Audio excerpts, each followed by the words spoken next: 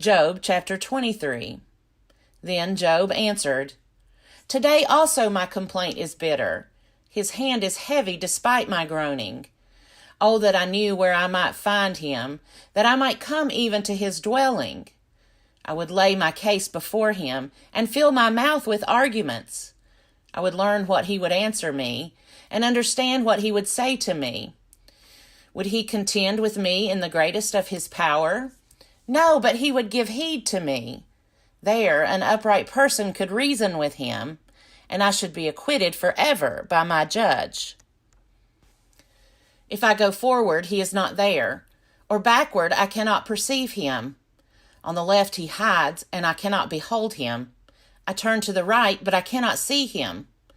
But he knows the way that I take. When he has tested me, I shall come out like gold. My foot has held fast to his steps. I have kept his way and have not turned aside. I have not departed from the commandment of his lips. I have treasured in my bosom the words of his mouth. But he stands alone, and who can dissuade him? What he desires, that he does. For he will complete what he appoints for me, and many such things are in his mind. Therefore I am terrified at his presence. When I consider, I am in dread of him. God has made my heart faint. The Almighty has terrified me. If only I could vanish in darkness, and thick darkness would cover my face. Job chapter 24. Why are times not kept by the Almighty, and why do those who know him never see his days? The wicked remove landmarks. They seize flocks and pasture them. They drive away the donkey of the orphan. They take the widow's ox for a pledge. They thrust the needy off the road. The poor of the earth all hide themselves. Like wild asses in the desert, they go out to their toil, scavenging in the wasteland food for their young. They reap in a field not their own, and they glean in the vineyard of the wicked.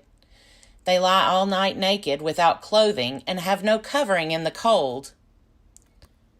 They are wet with the rain of the mountains, and cling to the rock for want of shelter. There are those who snatch the orphan child from the breast, and take as a pledge the infant of the poor. They go about naked, without clothing. Though hungry, they carry the sheaves. Between their terraces they press out oil. They tread the wine presses, but suffer thirst. From the city the dying groan, and the throat of the wounded cries for help. Yet God pays no attention to their prayer. There are those who rebel against the light, who are not acquainted with its ways, and who do not stay in its paths. The murderer rises at dusk to kill the poor and needy, and in the night is like a thief. The eye of the adulterer also waits for the twilight, saying, No eye will see me, and he disguises his face. In the dark they dig through houses. By day they shut themselves up. They do not know the light. For deep darkness is morning to all of them, for they are friends with the terrors of deep darkness. Swift are they on the face of the waters. Their portion in the land is cursed. No treader turns toward their vineyards. Drought and heat snatch away the snow waters.